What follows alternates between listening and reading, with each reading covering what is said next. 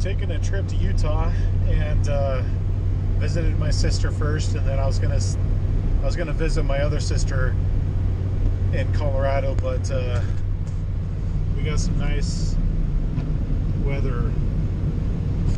I didn't anticipate this happening because it was nice weather in Missouri, but I'm gonna have to go around this system. But I have my car set up for sleeping, and I mentioned in a video before that you could set these Scions up with a pad. You could lay that seat down on the passenger side and you stretch out. So that's what I have. I mean, there's nothing like to get a good night's sleep when you're driving, just to stretch out. Like leaning this car seat back and trying to sleep hardly does anything. This is what life is all about. It's just trying to adjust and figure things out. But this trip I was able to make, this is the first one this spring, because I'm trying to set my life up to free it up to be able to make these types of trips. So I'm gonna go visit family and friends. One friend, I'll probably get some footage of his house. I've done videos on his house before, but his house is extremely interesting. It's been on the news, and just because it's so elaborate. So I'll get some footage of that, and perhaps I'll ask him some questions or something, because he goes through a lot of the same stuff I do. He's in a slightly different situation, but he's got the same type of career path that I did, and so we both had to kind of figure out our own housing situation. And he was able to get a house, but he's still struggles to try to get the income coming in consistently, because it's either project based or seasonal or something like that. So that's usually the struggle. But he has a couple events coming up, and he's worth listening to, because a lot of the things that I've learned is from him, and a lot of conversations and experiences that we've had together. So we met in LA. We were both out trying to pursue the filmmaking, and so that's where we met, and just hit it off from there, and started trying to figure it out. So I made it through the snow, and it's all clear now. So I'm just pondering as I go, pondering the future and what we're gonna face. So it may not seem like a big deal, but this is the first successful night sleeping in my car, and this has been a plan in the making for a long time, to figure out how to make sleeping arrangements in a car where it's comfortable enough so you don't have to get a hotel. And Brenton, he from Backwaters and Back Roads, he's the guy that showed me the Scion concept. So this type of style of car. So that's, you could check out his channel. He has all sorts of good ideas like that. But yeah, pretty awesome. I'm excited about it. We'll keep going. So believe it or not, that was actually my first plan to solve my housing crisis in my life. Before I got my $5,000 house, I was actually gonna use this idea with a converted cargo trailer and just buy a piece of land that I could afford, and that was key to everything in my life. And I knew that if I could find that situation where I could just, my trailer was going to be my house, and then if I owned and controlled that piece of land, that would have changed everything for me. And then find a way for an income, and then I could make my way from there. That simple concept is, it brought so much happiness and excitement and hope in my life just grasping onto that concept. And the problem wasn't even solved yet, but just knowing that I could do it, it was within reach, then it was amazing how my entire attitude changed and my motivation at work.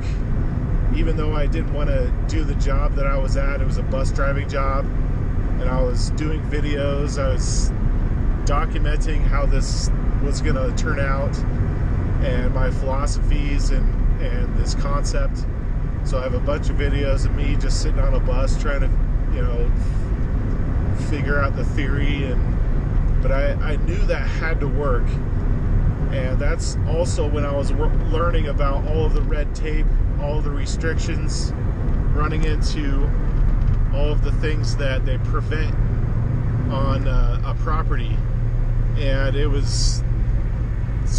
helped me learn exactly why they prevent certain things on properties. Because that simple concept can free people up so fast. And just having a piece of land that you own. I know a lot of people do drive around and live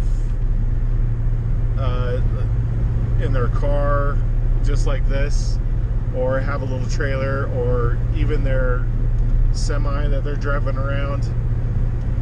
And a lot more people are doing it now. Even if they go through school, they go to college, they live in their car for a while, just because they realize how much money they're saving and how much it actually frees them up to do what they want to do.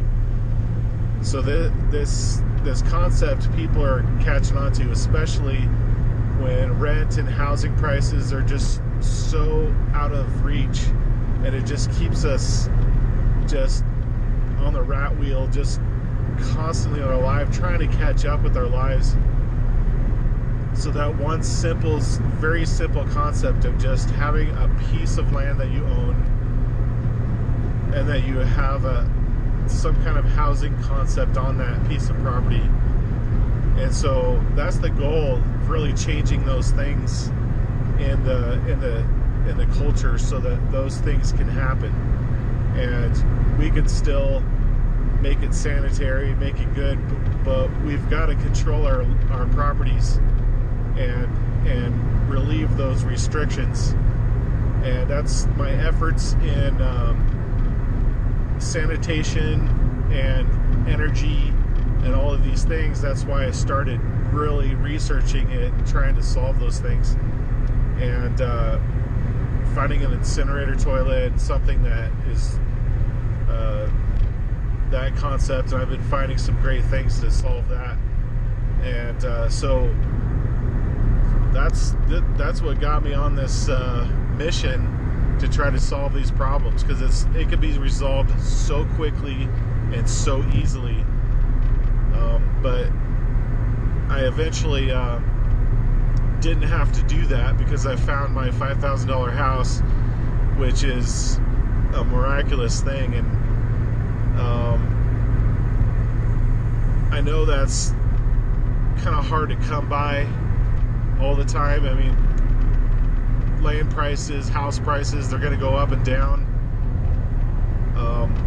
Whether there's a housing bubble or a desperate person that wants to sell it and just get rid of it, which was my case. And there are still houses, I mean, you can make them work. And a guy from ruralvacantland.com, I'll put the link down below, but that's a guy I admire. I just love what he does. Gets pieces of property, finds them even with houses on them, and just sells them for real cheap. I mean, it's amazing that you could still find affordable things. The thing is, you still have to really go through the hard creative process and work to try to figure out how to make that work, because sometimes people can't work on a house.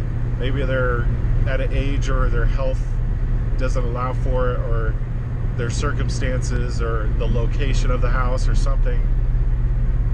So it's going to take some real thinking outside the box to try to figure that out. But this is basically my whole story in a nutshell.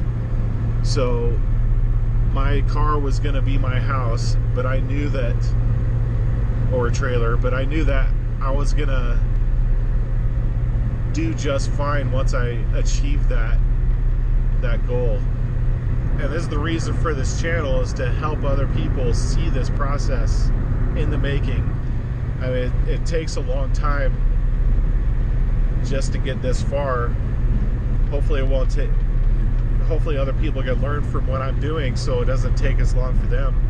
I wish I was thinking this way when I was in my early 20s or even before that, so I could plan ahead and just work at a job, get a good chunk of money, and really put some money down on a piece of property or a crappy house or something. And then once I have that paid off, it's worth it. It is so worth it to get that far.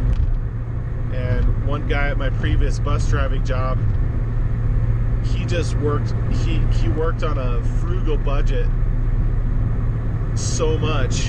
He was a single guy, you know, he just put everything extra into the bank, and he had like $30,000 or something, maybe a little bit more than that.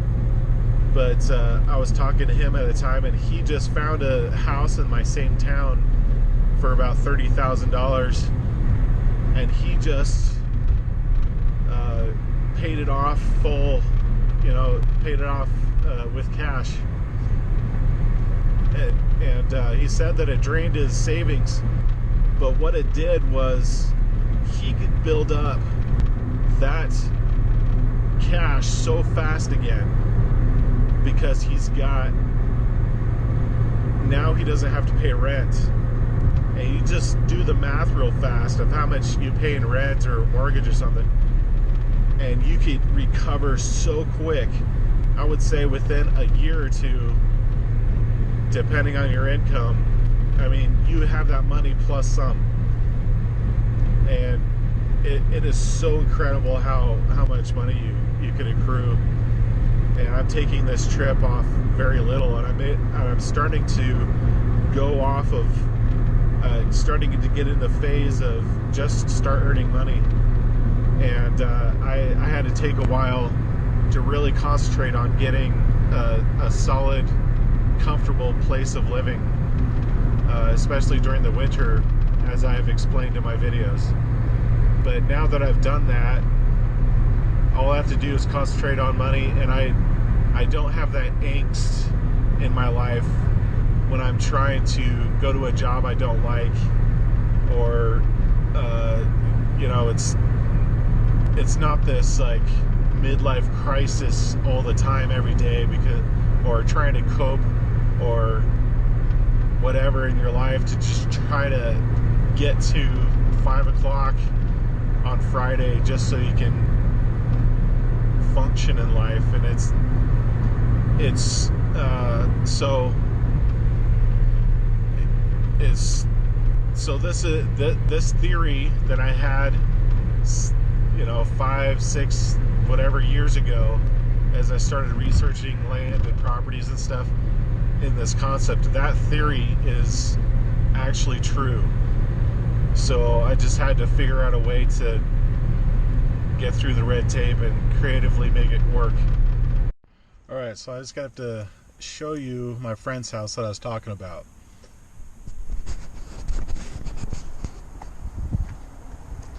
It's got this set up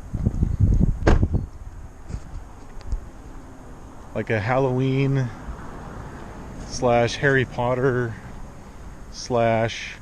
he does stuff for Christmas too, and he dresses it up however you'd want it. Still looks kind of Halloween-y right now. He's got these graves, the skeleton with the thumbs up. Still has his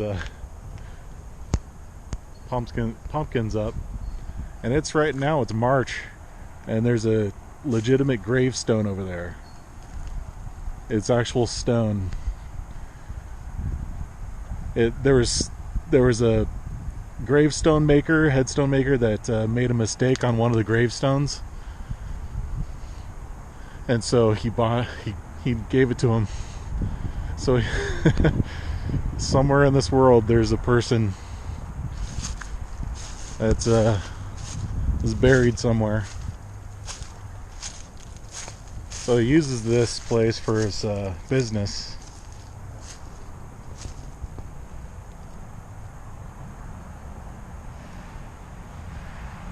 Can't really read it. Allie Mae Carlston. Somewhere there's an Allie Ray Carlston, but legitimate. And we got his mercantile.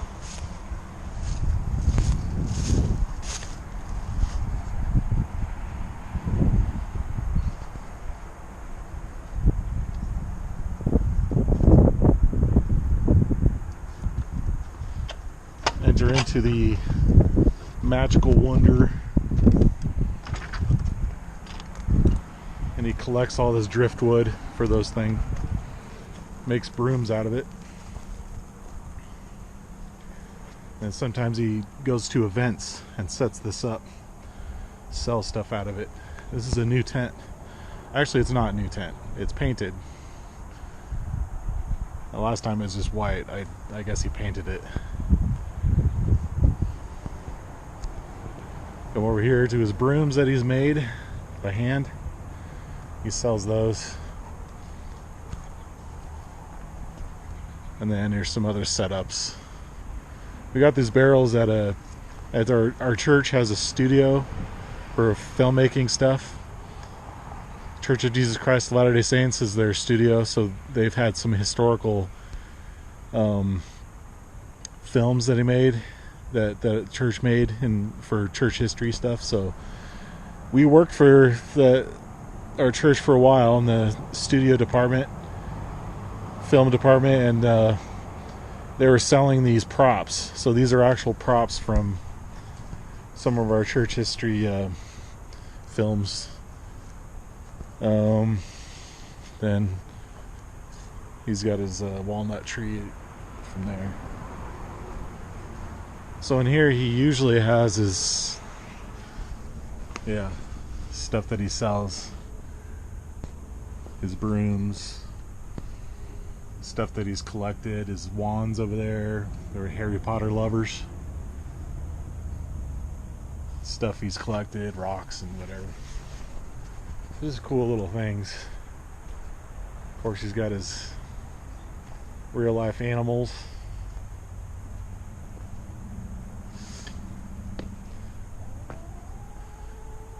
He's got his greenhouse area that he plants things, and his driftwood that he's working on, different broomsticks, pretty unique ones. It's just really fun. And he's got stuff inside. He's not home right now. Oh, that's new. I haven't seen this cheese stuff before, whatever it's called. Cheese netting or something. Little frog. Plants. Bottles of all kinds. So he has events and people over for like dinner events, parties, other types of events. Got his big old saltwater fish tank he's working on still. This is new. I haven't seen that before. Walk into the parrot area. Though they're probably going to be nervous around me because they don't know me. It's got a few of those, few parrots, and some rats. It's like the rats are hiding out somewhere. And he's got a dungeon area. I know he has that set up with some kind of thing. I haven't been down here for a while, but yeah. So he's got some more. This is his Halloween setup where he comes down and people. He's got spider webs, and I'm sure there's legitimate spider webs in here too. He's got his skeleton and then creepy dolls and a baby buggy thing. There's creepy dolls. So he had further plans actually to like make catacombs. He was gonna like dig all this stuff out of there, what he could from the foundation that's not supporting anything, and he'll just make some more stuff. So he's pretty ambitious.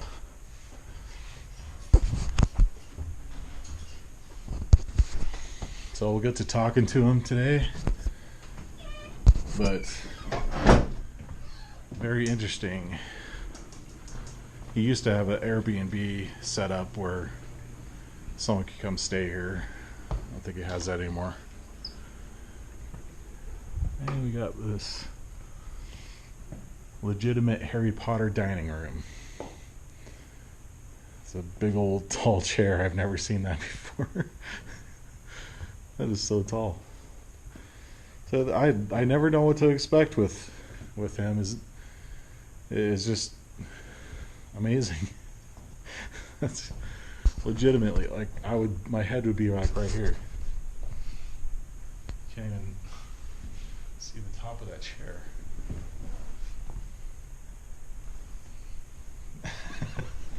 He's very cinematic. Got a big old coffin, legitimate organ, whole bunch of stuff.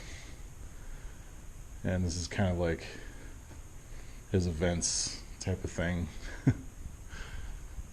And we're not done yet. Oh, he's got his creepy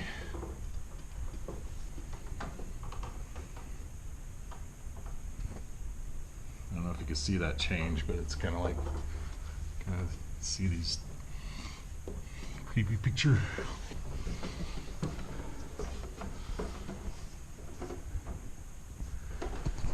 And he's got more things going on. I think he even like dotted that ceiling with glow dots, so when it gets dark, it looks like you're looking at stars. I think he's done that before, so wouldn't surprise me.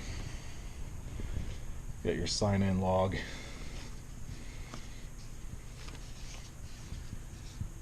So pretty awesome. And I'm sure he has plans for other stuff too. I don't know if this is set up for anything. Always something going on.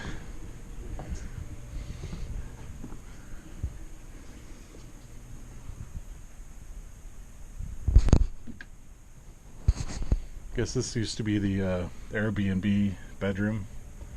He might do that again, but kind of dressed it up for an experience. So he loves Christmas, he loves Halloween, he loves just dressing it up for that type of thing, and original, unique things I've never seen in my life. So a lot of this stuff he just collects over time, and he goes to thrift stores all the time, and so it's just doesn't cost that much when you collect things. I mean, of course he has spent money, but a lot of things you could just find on your own. And that's a real snake. That's one of the snakes that he had, and he put it in alcohol or whatever you do, preserved it. So now it's a decoration.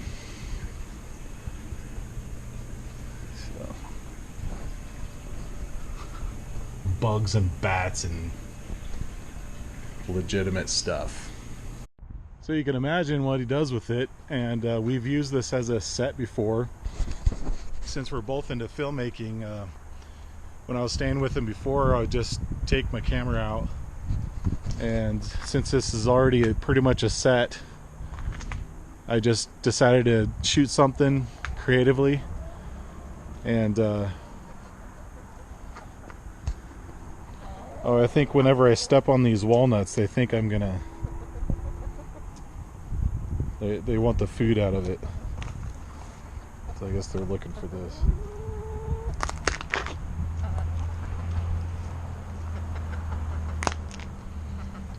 So the crunch gets their attention. So easy to feed. Let's find some walnuts and just, so they'll probably run over here now.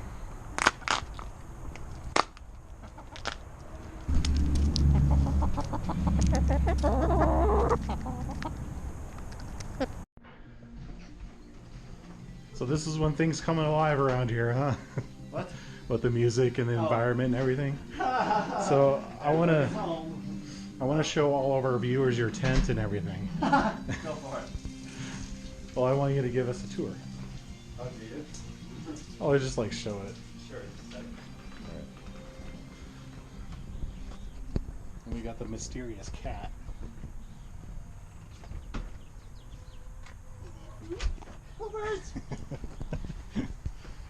It adds to the. This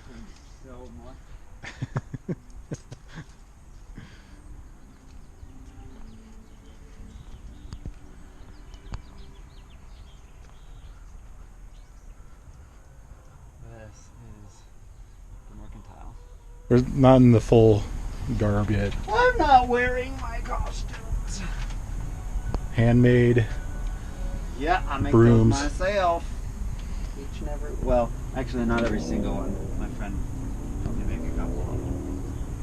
So you find the wood and while you're hiking and stuff. Yep, the handles. Most of these handles are I find around no places like up canyons and stuff when I'm canyoneering. But these zebra handles, like these here and like this one, the friend that helped me make a few of these, he made this one. I was teaching him how to make them, and we went canyoneering down by Zion, southern Utah, and he had to go pee a lot. So one time we stopped, pulled over, and he's like, "Hey Benji, look at all this wood!" He found like a farmer's field that had all of this wood. So there's like thousands and thousands of it. So you have a source. Yeah, a sustainable source, and they're gorgeous. This one is from my uncle who lives in Richfield, and it's a quaking aspen that has a disease. That's what these are. Oh. So the few of them are like this one is a pine. Not that anyone's going to be interested in this, but there's different. Like this is I think pine up one a canyon locally here, but they're all ready to be made into broomsticks.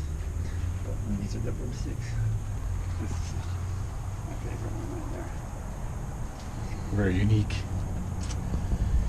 Yeah, they're one of a kind. They're interactive art. They're for cosplayers. If anybody is a aspiring witch or wizard, these are American made. They're not. It's definitely not. I mean, they can be used for Quidditch, definitely, but they're American made brooms, not European ones.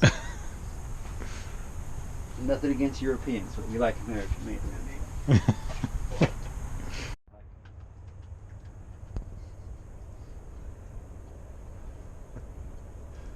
Looks like fun. Rob has got his drone that he's flying around.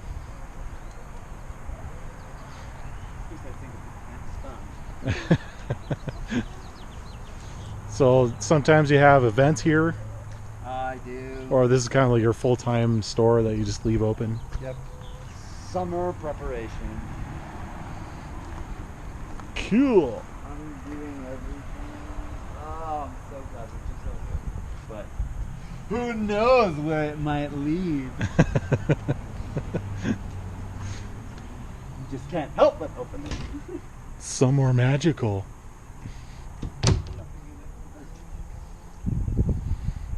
I always wanted to do like trap doors and stuff in my house, and now that it's like open, and I'm like, I have opportunities to like put in trap doors or anything I want, like little escape hatches or Love that. Can you imagine having that as a kid? Like, yeah, it's just kids' imagination taps into that.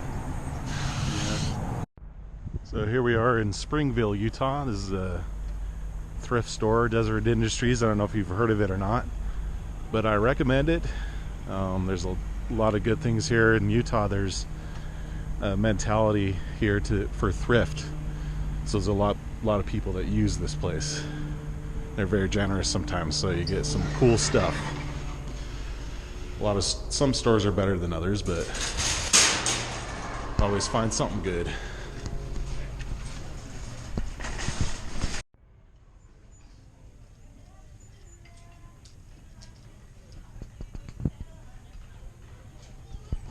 Well, I would have taken more footage in there, but I didn't want to have the camera on.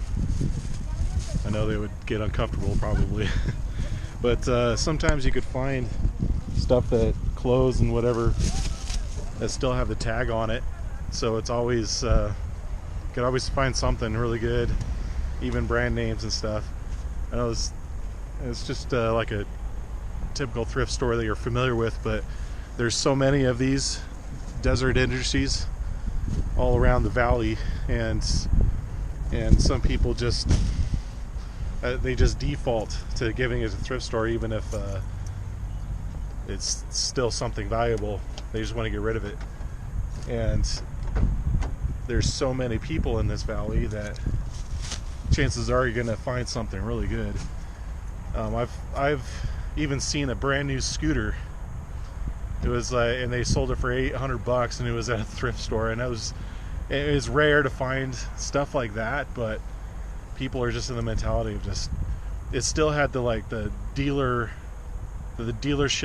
title, and so they just like donated it. And so I bought it for $800, brand new. And then seen other things that only I would recognize. I don't know if you've ever experienced that, but sometimes you know certain things and certain topics, like whatever it may be, whatever brands or whatever, and nobody else recognizes them, but then you find them, and then it's super cheap and pretty awesome. Saved a lot of money by going to thrift stores like this. Some thrift stores they don't have a lot of selection, or they're not the best, don't have a lot of turnover, or they're too expensive, or the price person is a little too, they think something is a little too special when it's really not, and stuff like that. But kind of have to deal with that. But it's pretty cool. As I'm driving along, finding a hiking place, I see all these homes that are being built, and a lot of off-grid idea. I see that gravity-fed tower there, or they're working on something gravity-fed water tank. And then just down below that, there's another construction going on. I thought it was a shipping container house or something. We'll drive by it. Then I saw someone putting in a little water reserve pond down there somewhere.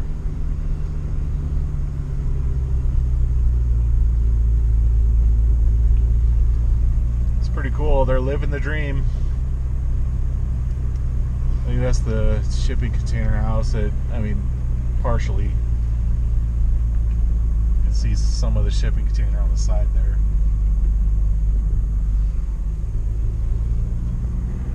Pretty cool area though.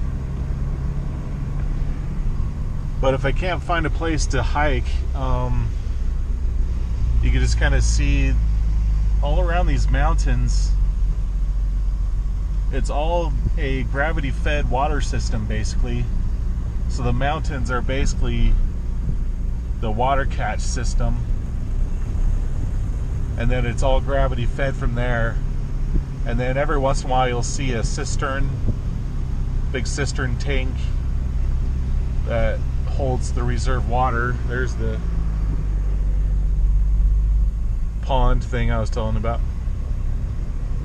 This is a very unique area that this is, and how everything works naturally. So this is the type of stuff I miss about Utah. Four-wheelers, side-by-sides. It's just an outdoorsy place. Rock climbing, canyoneering, hiking everywhere. There's sand dunes. I just love the sand dunes. Skiing. I haven't lived here for a while. I visit here a lot, but sometimes when I'm away and I just kind of forget on how accessible the outdoors is here. Just the diversity of everything. And how secure it is for the future. I mean, you got a lot of these prepper-minded people. And, you know, I'm a member of the Church of Jesus Christ of Latter-day Saints. And we've always been preparation-minded. I remember just being a kid, and my parents joined the church when they got married, and we had a garden that we kept up all the time, and we had always had food storage, and so that's something that we've always done ever since I was a child. And my church has done that for decades. Just always prepare for emergencies, having a 72-hour kit, having at least a year's supply of food on hand or more if you can. And that's what a lot of these people do. A high concentration of preparation-minded people are in Utah, Idaho, mainly those areas. And just this area with the gravity-fed water, natural water system, and the protection of mountains. It's just a very nice place to go. And so yeah, I love this area. Even down south in southern Utah, I really miss the deserty area, and the sand dunes in Moab and Goblin Valley, stuff like that. And you can just go hiking in there,